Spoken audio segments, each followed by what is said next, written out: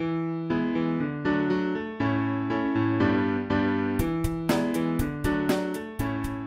¿cómo están? Bienvenidos a un nuevo capítulo de Conversaciones en la UPLA. Hoy día hablaremos sobre la lectura focalizada en nuestros niños y jóvenes. Les damos la bienvenida desde el espacio de aprendizaje infantil y juvenil de la Biblioteca de la Universidad de Playa Ancha. Hoy día conversaremos con invitados, con escritores de Latinoamérica que se encuentran participando en nuestra universidad del Seminario Internacional de Capacitación para Mediadores de Lectura. Vamos a comenzar este programa con un invitado bastante especial. Él es Pepe Pelayo. Hola. ¿Cómo está? Bienvenido a nuestro programa. No, feliz que me hayan invitado. Hola. Escritor, pero de profesión ingeniero. No me acuerdo ya si soy ingeniero. Hace muchos años que no lo soy.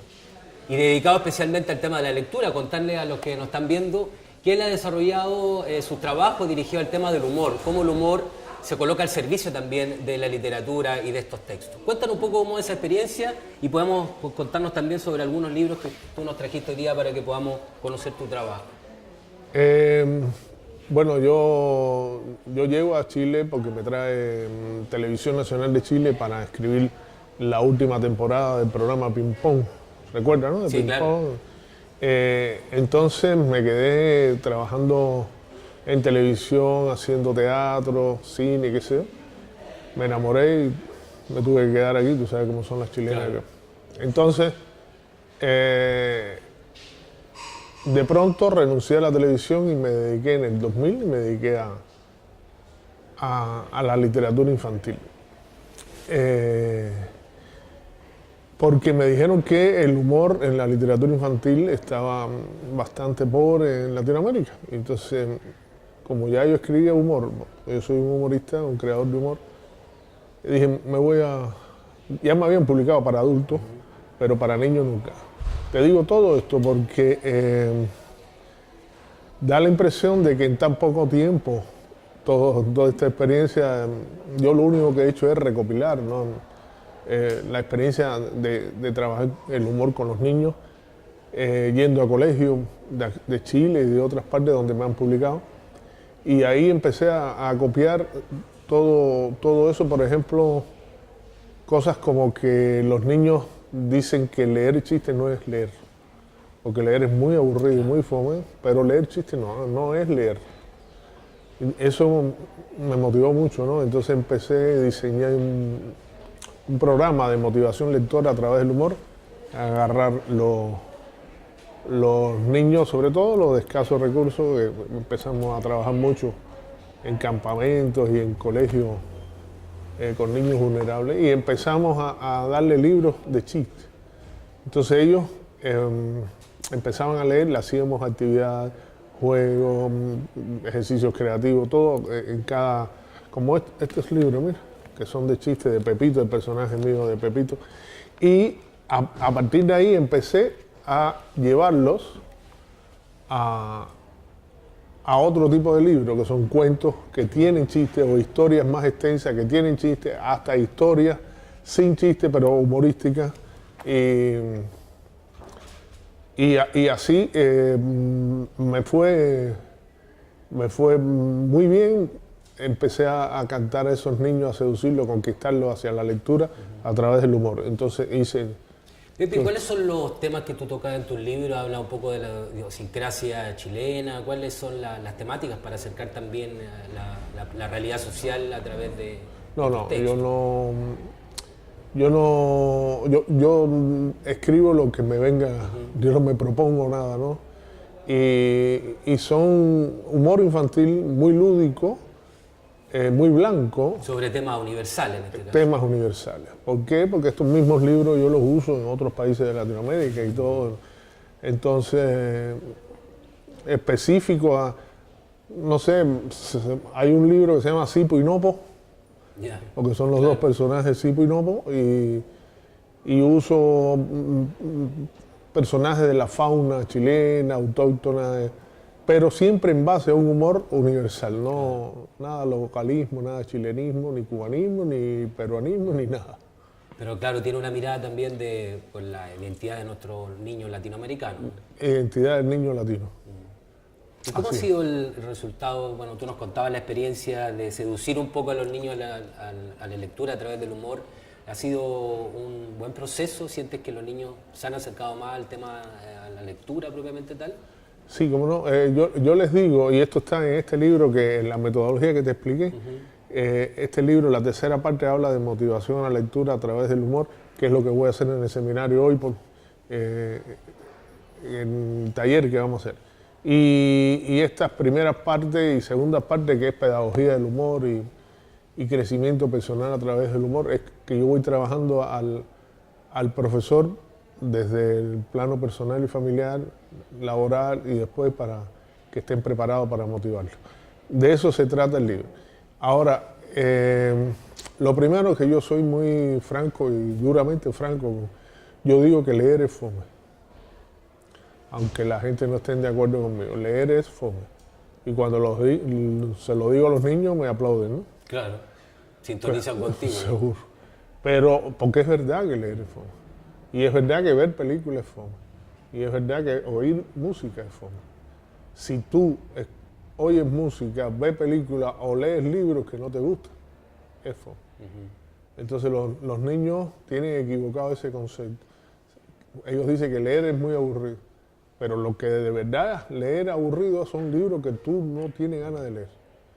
Y ahí es donde vamos mal ya, porque los adultos, en su afán de buena onda de tratar de formar a lectores, le obligan a dar libros a los niños que a ellos no les gustan. Precisamente en ese contexto, porque tú trabajas vinculado con el docente, con el profesor, ¿cómo sientes a nivel cultural cómo nos movemos como sociedad chilena? En el sentido, ¿hay una resistencia en el tema de la lectura? ¿Hay una buena disposición de parte de los profesores de buscar nuevas fórmulas, nuevas técnicas para motivar y promover la lectura en los niños? No veo mucho interés, porque lamentablemente muchos profesores no leen, no les gusta leer. Incluso muchos bibliotecarios no leen, incluso muchos personas que se dedican a la motivación lectora tampoco leen. Increíble, pero es así. Claro. Entonces hay un problema de raíz ahí que está relacionado con la formación de los nuevos profesores, de los nuevos Pero docentes. aquí solo, ¿no? En toda Latinoamérica, que es donde yo puedo hablar, ¿no? En todas partes igual. El adulto no lee. El adulto, lamentablemente, en estos tiempos está más dedicado al celular, al computador, al exitismo, a la competitividad, al consumismo y a todo ese tipo de cosas. Y no forma a los niños, al contrario, le da el ejemplo negativo a los niños. Y si los niños ven que en su casa nadie lee y los profesores no leen, cuesta mucho que lea ese niño, ¿no? Y como crítica a la política pública de repente del propio Ministerio de Educación, ¿tú crees que hay falta todavía una estrategia potente que permita incentivar la lectura en los colegios? No, yo he visto todos los gobiernos que se han preocupado bastante, quizás no como debía o no de excelencia, no es la forma, no sé, pero se han preocupado. Eso yo te lo digo, sí, yo lo he visto que se han preocupado. Pero el problema va más a fondo, el problema es la formación de los profesores y la educación, Claro. que es mala, y hasta que eso no se supere, la lectura es secundaria. Claro. ¿Y cómo hace Pepe Pelayo para competir de alguna manera con el internet, con esos niños que están un poco enajenados con el computador, motivando el libro, la materialidad que tiene en los libros que tú haces? No, mira, primero te digo, el computador le da placer, los juegos electrónicos le dan placer al niño, los celulares le dan placer al niño, la televisión le da placer al niño, los juegos de pelota, las pichangas le da placer al niño. En algunos barrios hasta los juegos predelictivos le da placer a los niños. Entonces, luchar contra eso, yo no lucho contra eso. Yo creo que es un error luchar contra eso. Porque si tú le dices a un niño, deja de ver televisor, deja de jugar con el computador, que eso te da placer, deja con el celular, que eso te da placer, y siéntate ahí y léete esto que no te da placer, no le estamos ganando a nadie. Claro. Entonces, yo creo que todo se puede hacer. Esa es mi apuesta. Ahora, darle libros que ellos sientan placer, ya sea el humor, sea el género que sea. Claro. ¿No? Yo digo humor porque la risa da un placer, un plus. Claro, el valor agregado que tiene. Exactamente. Entonces es un placer para los niños el humor. Y me ha ido bien, y eso está comprobado. Entonces yo lo que le doy es libros donde ellos se diviertan, donde sientan placer. Y ya, sintiendo placer, ellos mismos meten al libro en la misma fila de claro, todo lo demás. Claro. Y si a medida que vas consumiendo más placer en los libros, él mismo va separando lo demás. Tomando decisiones. Exactamente. Pero obligado a presión, no. Bien, Pepe Pelayo, un placer conocerte. Encantadísimo. Muchas gracias Feliz. por acompañarnos en Conversaciones en la UPLA. Nosotros queremos invitarlo a revisar parte de una experiencia que se está ejecutando en el Cerro Rodelillo a partir del incendio. Un grupo de estudiantes se quedó trabajando en la comunidad, desarrollaron una biblioteca popular que se llama El Esfuerzo. Vamos a conocer esta experiencia y regresamos con otro interesante invitado en Conversaciones en la UPLA. Gracias y que te vaya muy bien. Gracias, Juan.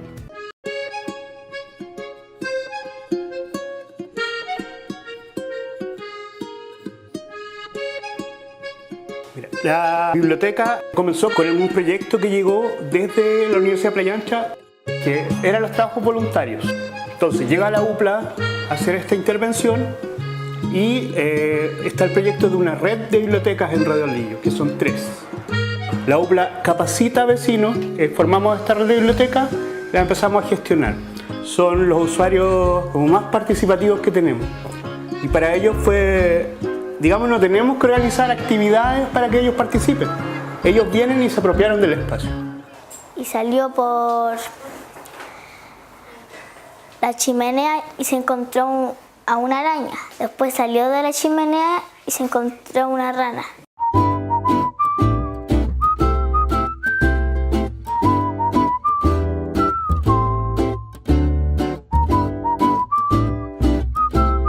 Se nos dio como un regalo, porque nosotros no estábamos contemplados en hacer actividades, pero con esto nos despertó ese entusiasmo y más que nada para ayudar a los vecinos a reencantarse, porque estamos saliendo de una desgracia y esto nos ayuda a salir a flote. Para mí es la única universidad que he visto más en terreno de las universidades que yo conozco, y se empoderan los alumnos y los profesores para trabajar. Y como le digo, y ojalá que tuvieran todos los cerros la misma experiencia de poder trabajar con ustedes, y nosotros los dirigentes darle la experiencia de vida que tenemos, y ustedes con el conocimiento podemos hacer grandes alianzas para poder lograr muchos cambios acá en la sociedad y en este país. El leer es súper importante, que podemos leer mucho, porque así no aprendemos. Porque pueden leer. A jugar juego, a leer. Aprendo más de los libros que leo yo, y así me dejan una enseñanza a mí, y yo ya ahí aprendo lo que ese libro me dice a mí. Me gusta cosas de Ben 10. Mamá. Nosotros queremos leer. Seguimos acá en Conversaciones en la UPLA, hoy día conversando sobre la lectura, la importancia que tiene la lectura en nuestros niños y jóvenes de nuestro país, de Latinoamérica. Nos encontramos ahora con Pep Bruno, bienvenido a Conversaciones en la UPLA. Muchas gracias. Queremos conversar contigo sobre, obviamente, de la lectura y sobre tu trabajo. Tú llevas mucho tiempo dedicado a la escritura, a la narración oral también. Cuéntanos cómo ha sido esa experiencia en tu país, tú vienes de España, y también a lo mejor cómo ves la lectura en nuestro continente, en Latinoamérica. Bueno, por un lado, mi experiencia personal como narrador y como escritor parte de mi experiencia vital como lector. Desde que tengo recuerdo, yo era lector, bastante lector, y siempre encontraba en los libros una excusa para desaparecer de los días y aparecer en otros ámbitos de ficción maravillosos. Y desde pequeño, bien crío, ya quería ser escritor, ya quería contar historias. Entonces los distintos lenguajes en los que he podido contar historias son estos, la escritura y la narración, pero diferencio bastante entre ambos ámbitos. O sea, el día a día es mi trabajo como narrador oral, con públicos de edades diversas, desde 0 a 3 años hasta adultos, y luego en el momento en el que no estoy con el público puedo contar otras historias mucho más demoradas, mucho más sosegadas, con mucho más tiempo para la reflexión, la corrección, que son las historias escritas, ¿no? Entonces son dos caminos que van, de alguna forma son dos caras distintas de un mismo poliedro, ¿no? Igual que ese mismo poliedro, otra cara sería mi faceta como lector o mi faceta como editor. ¿Y cuáles son las historias que cuentas tú tanto en la narración oral como en el papel, en el escrito? Bueno, en narración oral cuento 3 tipos de historias. Por un lado están las historias de tradición oral, en general europeas, pero también cuento de distintas culturas y continentes. Por otro lado están las historias de autor, es decir, hay historias que han creado otros autores y que pasan del ámbito de lo literario al oral, es posible ese paso.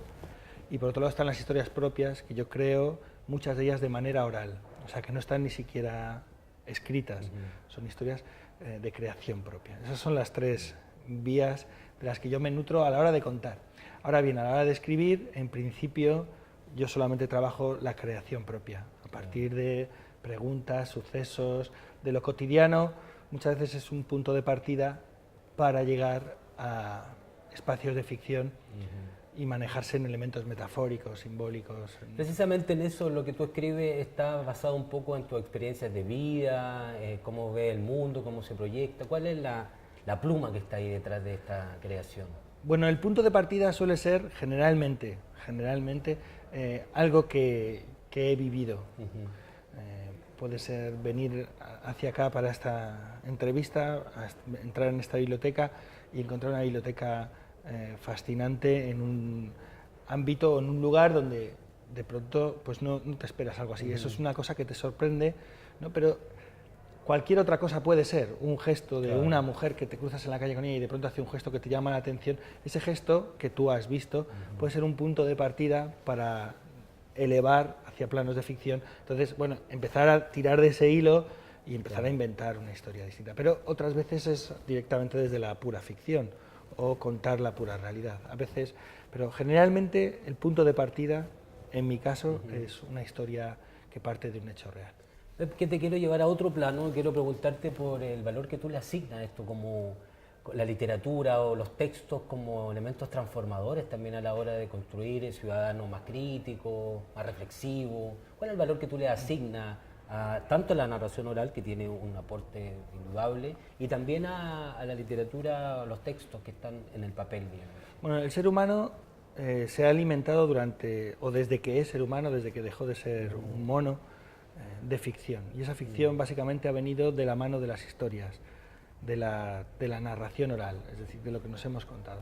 Es tan importante comprender y desarrollar las habilidades que nos ayuden a comprender y a generar la propia reflexión, que ahora mismo en el mundo de la empresa, por ejemplo, hay un ámbito que se trabaja mucho, que es el storytelling, que es esta forma en inglés de decir narración oral, ¿no? Entonces nos venden productos a partir de las historias que nos tocan directamente a las emociones. Entonces el mercado ha descubierto algo que el ser humano conoce desde hace tiempo. Entonces debemos conocer cómo es el discurso oral, porque de esta manera también sabremos qué es lo que nos están queriendo vender. Claro. Solamente personas que tengan propios criterios, que sean reflexivas, que comprendan y reflexionen sobre lo que escuchan o sobre lo que leen, serán capaces de dar una respuesta crítica a lo que sucede alrededor. En el caso, yo vengo de un país en el que los políticos muchas veces tienen un discurso que no tiene nada que ver con sus actos, y hay gente que con el discurso tiene suficiente para creer en ello.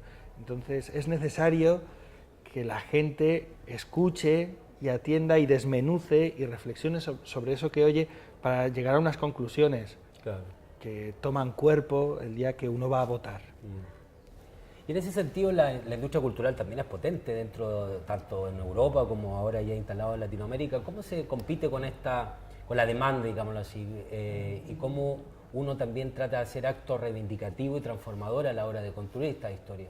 ¿Hay una disputa ahí?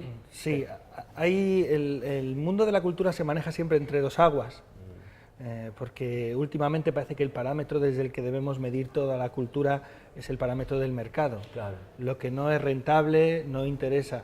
La cultura es siempre rentable, pero si lo mides desde un parámetro mercantilista, pues las cuentas a veces no salen, pero es absurdo medir desde ese parámetro. Es decir, pues el Teatro Real cuesta 3 millones de euros. Esto es absurdo, porque el beneficio que otorga es de otra manera y es a largo plazo. Claro, ¿no? Tiene valor en el fondo. Tiene un valor que no puedes medir en dinero. Tiene un valor simbólico en el fondo. Aún así se puede medir en dinero, es decir, en el lenguaje económico pues, se puede ver que hay 500.000 puestos de trabajo en España vinculados a la cultura. Pero claro, la cultura también genera ciudadanos más críticos que piensan, y esto hay gente a la que no le interesa. Por ejemplo, y vuelvo otra vez al gobierno que ahora mismo está en mi país, una de las primeras medidas que tomaron fue subir el IVA de un 8% que pagábamos a un 21%. Es decir, un 42% de lo que yo facturo como narrador son impuestos. Cuando toda la gente que a mí me contrata ha recortado sus fondos para contratar narradores. Es decir, no solamente tienen menos dinero, sino que además yo tengo que cobrar mucho más. ¿Esto qué ha significado? Pues que la cultura está en un estado, el mundo de la cultura en España actualmente está en un estado, bueno, moribundo. Entonces hay gente que está intentando salir, pues leí ayer mismo una noticia, un grupo de teatro que en vez de venderte entradas para asistir a su representación, lo que hacen es te venden una revista porno, una revista pornográfica. El porno paga un 4% de IVA. Claro. Y el teatro un 21% de IVA. Te venden una revista porno, tú compras esa revista porno y a cambio te regalan que entres al teatro. Claro.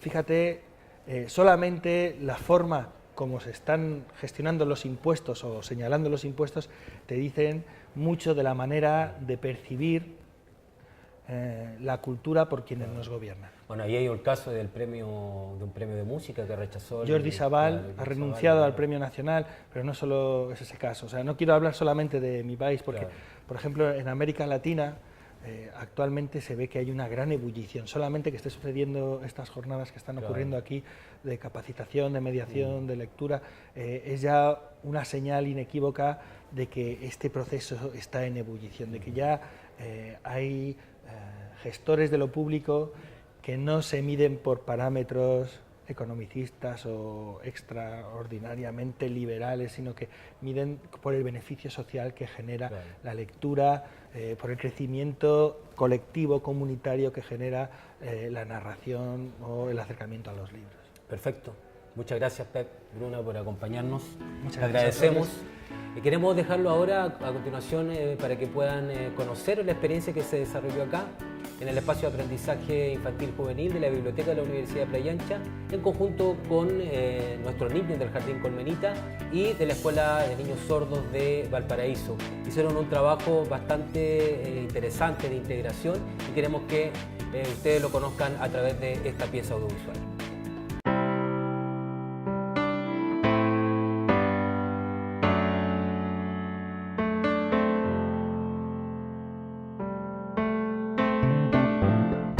Esto se enmarca en un proyecto del FDI, que es Fondo de Desarrollo Institucional, desde el año pasado y este año en una segunda etapa, cual una de las ideas es sensibilizar a la comunidad universitaria frente a la persona como un diferente, pero con los mismos derechos míos.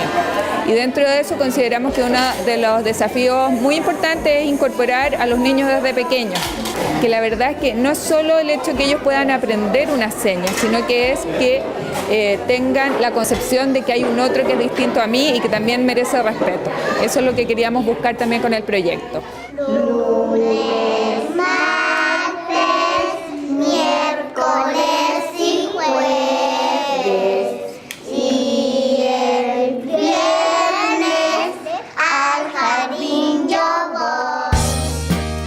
Nosotros a nivel de jardín infantil también trabajamos con inclusión. Tenemos 3 niños con necesidades educativas especiales. Y partió como una actividad donde venía Natalie a enseñarle a los niños de Transición 1 todo lo que tenía que ver con lengua de señas. Para nosotros fue una grata sorpresa porque nunca pensamos que conocemos a los niños, sabemos cómo son, sabíamos que iban a enganchar en este tipo de actividades, pero nunca pensamos que iba a ser tan significativo para ellos. Con gusto a poco, porque de alguna manera hace falta que todos tengamos una cultura de inclusión, no que integremos, sino que incluyamos.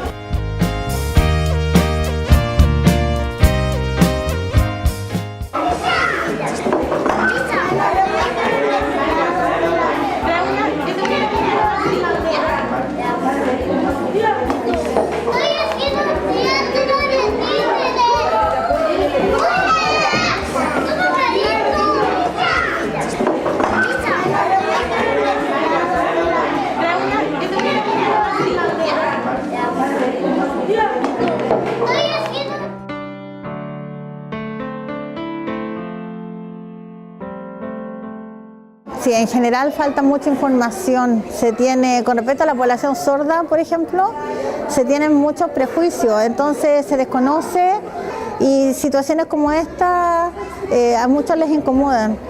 La mejor manera de que una persona aprenda a compartir con una persona que sea sorda, ciega o tenga alguna discapacidad es conociéndola, compartiendo espacio, teniendo las mismas oportunidades, y esta biblioteca les está ofreciendo eso. Así que esta experiencia es valiosísima, ojalá fuera replicada en otros lugares.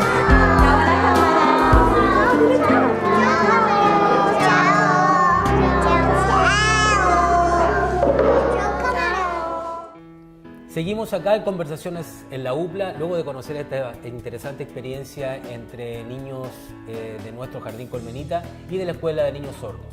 Seguimos hablando sobre el fomento de la lectura. Nos acompaña en esta oportunidad Graciela Bailet de Argentina, comunicadora social, ha trabajado en instancias públicas que han permitido generar políticas a largo plazo ya para el Estado argentino. Bienvenida a nuestro programa. Muchas gracias. Queríamos preguntarte, tú haces bastante hincapié en la literatura o en los textos con una mirada ideológica, no hacer una literatura porque sí.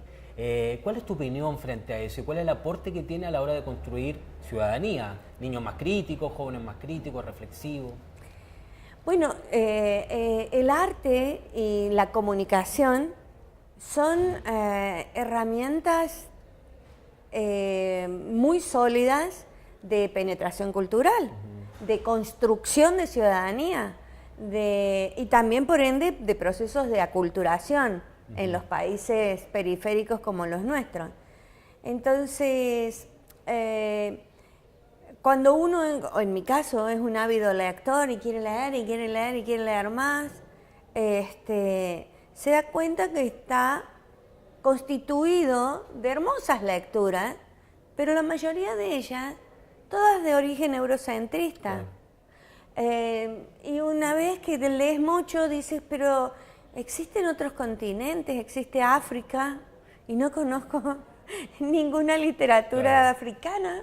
Existe Asia, no conozco más que Las Mil y una Noches, digamos, que también es del norte de África, el Medio Oriente, digamos. Son como literaturas que pareciera que no existieran, están invisibilizadas por la cultura dominante, empiezas a darte cuenta de eso. Ni hablar de las literaturas latinoamericanas, lo más sorprendente es que nosotros estamos prácticamente al lado, compartimos una misma cordillera y raramente conocemos la literatura. Digamos, conocemos los clásicos, lo básico, Borges, Neruda, y podríamos nombrar dos más y ya se acabó. Y en literatura infantil ni hablemos, nada. Y eso que Chile y Argentina tienen grandes producciones y entonces más o menos nos conocen. Pero ¿puedes nombrar un escritor hondureño? Claro. ¿O un escritor panameño? O un escritor de República Dominicana. El Caribe pareciera ser que es más lejos que África y que Asia. Que un lugar de paseo nomás, no existe nada más que eso. Entonces ¿Cómo estamos... se tocan los temas y cuáles son los temas que debería tocar esta literatura latinoamericana? Porque tiene personajes distintos, historias distintas, naturaleza, paisajes distintos. Es que la literatura, o sea, ¿cómo conocimos nosotros? O sea, uno leyendo Tolstoy ha conocido Rusia. Claro. Uno leyendo a, qué sé yo, a Janet Whittenson ha conocido las relaciones en la guerra napoleónica entre Inglaterra y Francia.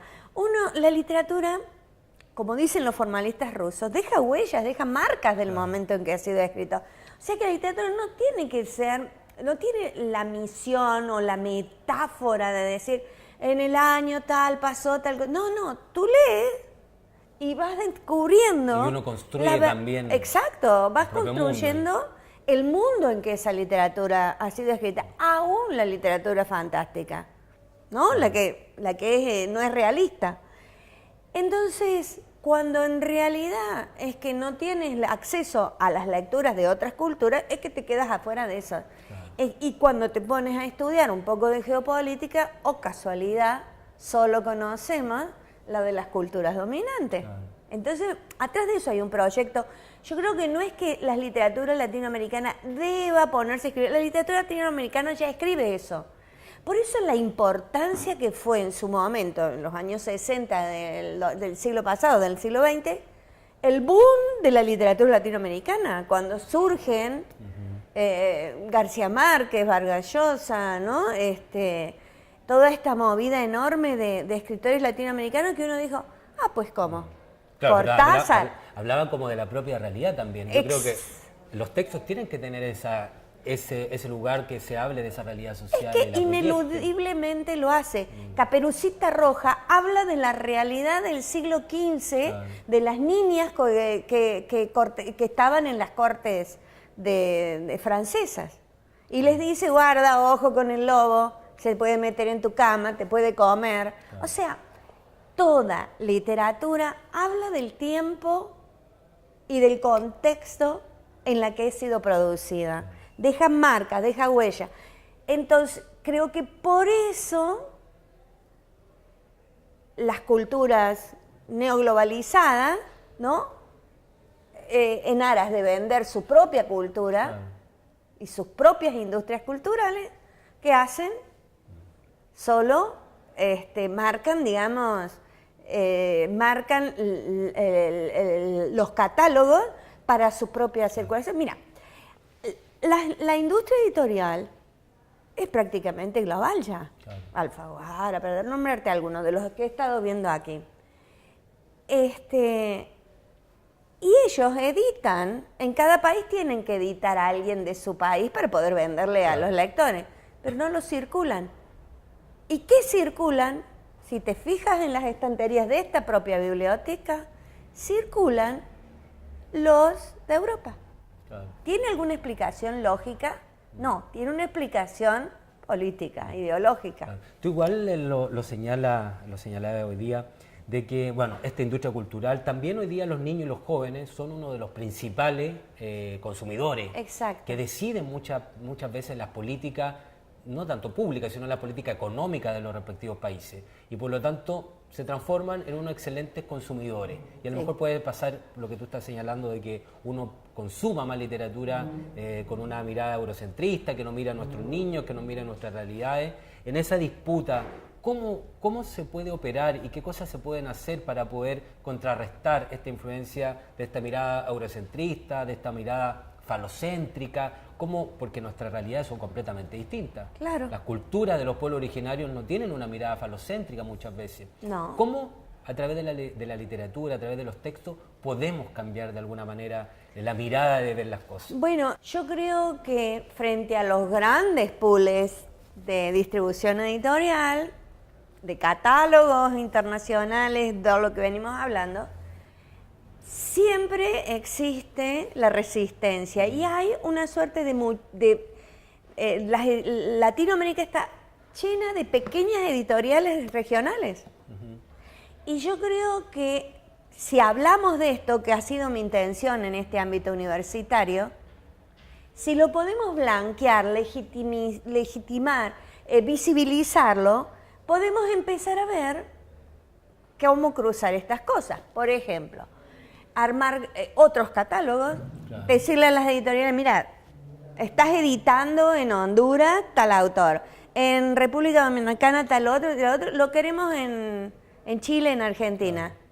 Y ellos, a mí personalmente, cuando armaba estos catálogos, que lo hacía para el Plan Nacional de Lectores de Argentina, que se llama 300 libros latinoamericanos, iberoamericanos, que se podrían leer, que se hizo solo con la función de de difundir autores y temáticas latinoamericanas. Las propias editoriales me decían, yo te doy la información, pero no los vamos a circular. ¿Por qué? Porque no es rentable. Pero entonces yo les contraponía, a ver, hoy ya ni las tiradas no son ni siquiera muy grandes, porque ahora se hacen tiradas a demanda. Mis propios libros, estos libros que se editan en México, he tenido la suerte de que los internacionalicen, así le llaman ellos.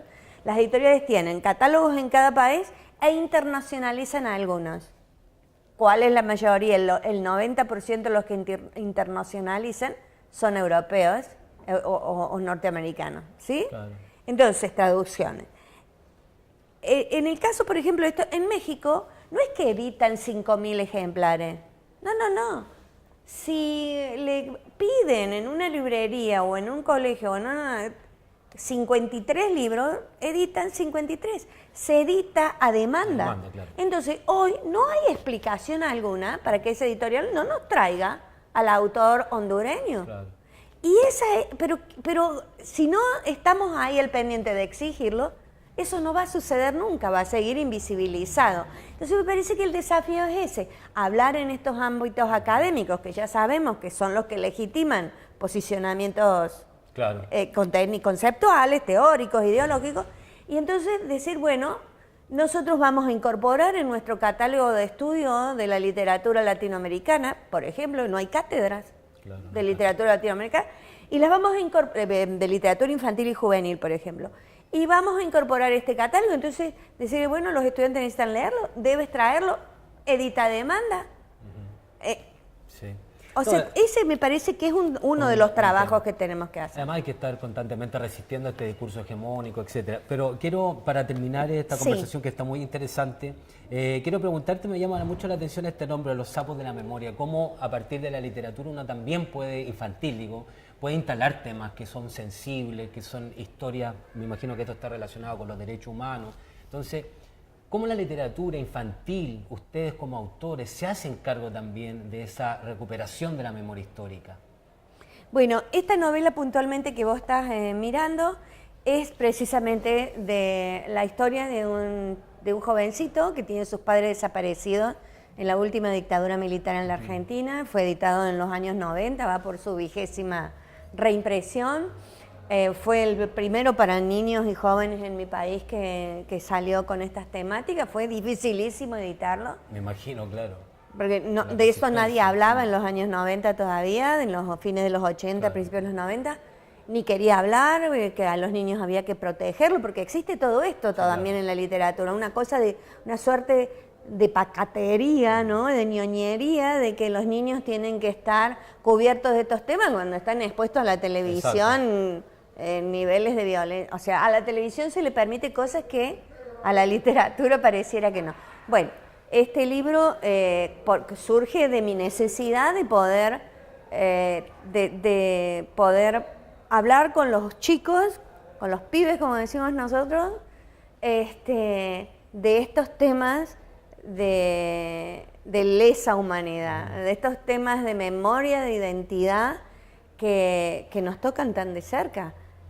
Cuando hablamos de un país que tenía en ese momento 30 millones de argentinos y 30.000 desaparecidos, estamos hablando de un nivel de la población que podría ser una ciudad. Entonces, no es algo que tú puedes callar, es más de lo mismo que venimos hablando. Visibilizar los temas de los cuales no se debería hablar. Graciela, te quiero agradecer tu tiempo por acompañarnos acá en Conversaciones de la UPLA. Estamos en el espacio de aprendizaje infantil y juvenil de la Biblioteca de la Universidad de Playa Ancha. quiero dar las gracias por Muchas acompañarnos. gracias. Y nosotros con esta interesante entrevista terminamos un capítulo más de Conversaciones en la UPLA. Puedes revisar este material en www.uplatv.cl. Nos encontramos en otra oportunidad.